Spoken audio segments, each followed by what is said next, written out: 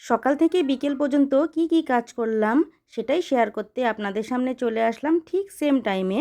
তো hello everyone, good morning. আপনারা সবাই কেমন আছেন?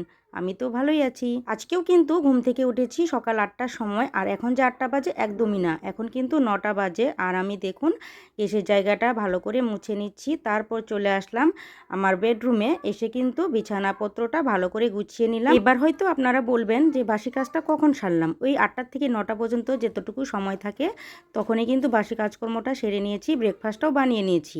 এবার দেখুন স্নান ধ্যান করে নিয়েছি, তারপর যে ভিজা কাপড় ছিল সেগুলো রোদ্রে মেলে দিলাম। সকালের ব্রেকফাস্টটা একদমই সিম্পল ছিল, তার জন্যই কিন্তু তাড়াতাড়ি হয়ে গেছে। আর দেখুন ঘর দ্বার কত সুন্দর করে পরিষ্কার করে নিয়েছি, তারপর গুছিয়ে নিয়েছি। এর মাঝখানেই ছেলে এসে আবার নোংরা করে দিয়েছে।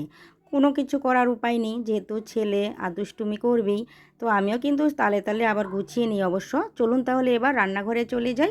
বরমশাই সকাল সকালই সবজি দিয়ে তারপর আবার দোকানে চলে গিয়েছে। তো কি কি সবজি এনেছে চলুন একটু দেখে নিই।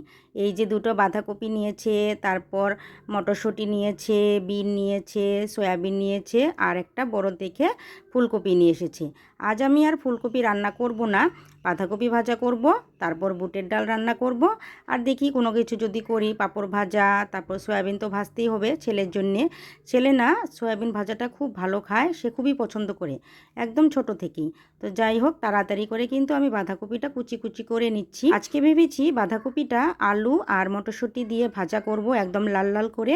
তারপর বুটের ডালটা বানাবো বিন আর মূলো দিয়ে। তারপর কি করলাম, এই মূলো কেটে দিয়ে বুটের ডালটা সিদ্ধ বসিয়ে দিয়েছি প্রেসার কুকারে, তাড়াতাড়ি হয়ে যাবে। তারপর এদিকে দেখুন বাঁধাকপিটা যে ভাজা করব, প্রথমে আলুটা ভেজে নিলাম।